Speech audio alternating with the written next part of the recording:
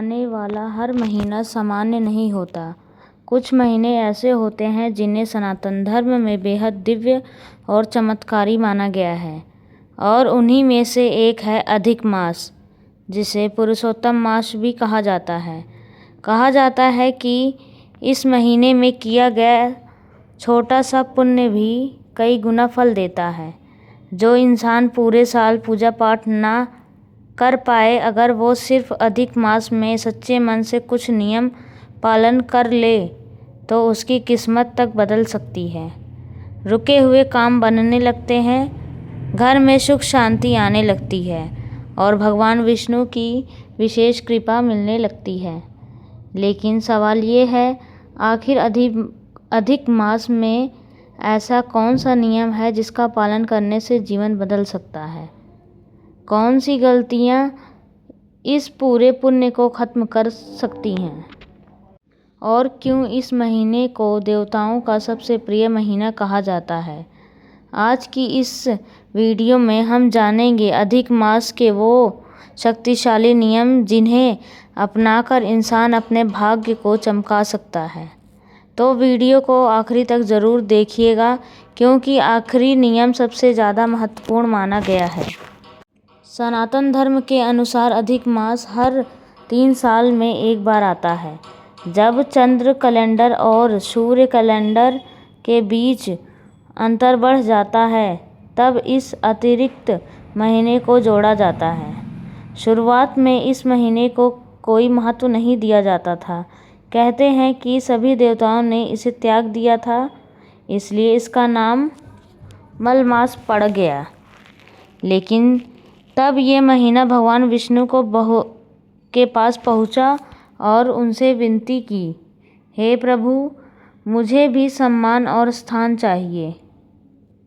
तब भगवान विष्णु ने इसे अपना नाम देकर कहा, आज से तुम पुरुषोत्तम कहलाओगे, और जो भी भक्त इस महीने में भक्ति करेगा उसे विशेष फल मिलेगा। तभी से अधिक मास को बेहद पवित्र माना जाने लगा। अब बात करते हैं उन नियमों की जिसका पालन इस महीने में ज़रूर करना चाहिए। सबसे पहला नियम, सुबह जल्दी उठकर स्नान करना और भगवान विष्णु की पूजा करना। अधिक मास में ब्रह्म मुहूर्त में उठना बहुत शुभ माना गया है। स्नान के बाद भगवान विष्णु और माता लक्ष्मी की पूजा करें। अगर संभव हो तो ओम नमो भगवते वासुदेवाय मंत्र का जाप करें। कहते हैं कि इस मंत्र का जाप इंसान के जीवन से नकारात्मकता को दूर करता है और मन को शांति देता है। दूसरा नियम, दान पुण्य जरूर करें।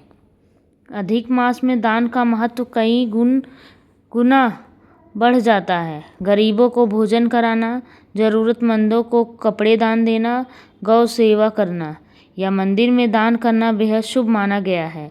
पुराणों में लिखा है कि इस महीने में किया गया दान सीधे भगवान विष्णु तक पहुंचता है। तीसरा नियम, सात्विक भोजन करें। इस महीने में तामसिक भोजन यानी मांस, मदिरा, शराब, लहसुन, प्याज जैसी चीज़ों से दूर रहने की सलाह दी जाती है। जितना हो सके मन और शरीर दोनों को शुद्ध रखने की कोशिश करें, क्योंकि अधिक मास सिर्फ बाहरी पूजा नहीं बल्कि अंदर की शुद्धि का भी समय है। चौथा नियम, क्रोध और बुरी वाणी से बचें। बहुत लोग पूजा तो करते हैं लेकिन व्यवहार में गुस्सा, कटु शब्द और अहंकार रखते हैं। शास्त्र कहते हैं कि ऐसा करने से पूजा का पूरा फल कम हो जाता है। इसलिए अधिक मास में कोशिश करें कि किसी का दिल ना दुखाएं, कम बोलें, मीठा बोलें और मन को शांत रखें। पांचवा नियम, धार्मिक ग्रंथों का पाठ करें। भगवद गीता, विष्णु सहस्त्रनाम, श्रीमद् भागवत या रामायण का पाठ इस महीने में बेहद शुभ माना गया है। अगर पूरा पाठ संभव ना हो तो रोज़ थोड़ा थोड़ा पाठ भी करना काफ़ी माना जाता है, क्योंकि इस महीने में भगवान का नाम लेना भी कई गुना फल देता है।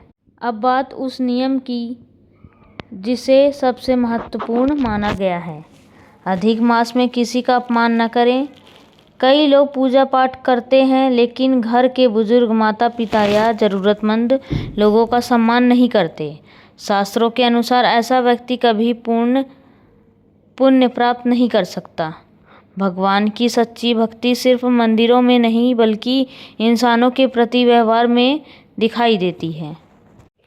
और एक बात जो बहुत कम लोग जानते हैं, अधिक मास में किए गए अच्छे कर्म सिर्फ इंसान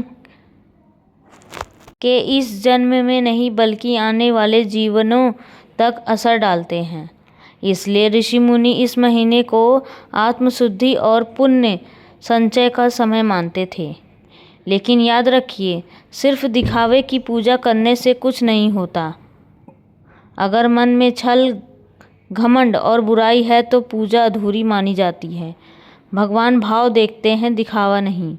तो दोस्तों, अगर आप भी चाहते हैं कि जीवन में सुख शांति आए, रुके हुए काम पूरे हों और भगवान विष्णु की कृपा बनी रहे, तो इस अधिक मास में इन नियमों का पालन जरूर करें। हो सकता है आपकी ज़िंदगी में बदलाव आ जाए, जिसका इंतज़ार आप सालों से कर रहे हों। अगर वीडियो पसंद आए तो इसे अपने परिवार और दोस्तों के साथ ज़रूर शेयर करें, क्योंकि शायद किसी को इस समय इन बातों की सबसे ज़्यादा ज़रूरत हो। जय श्री हरि।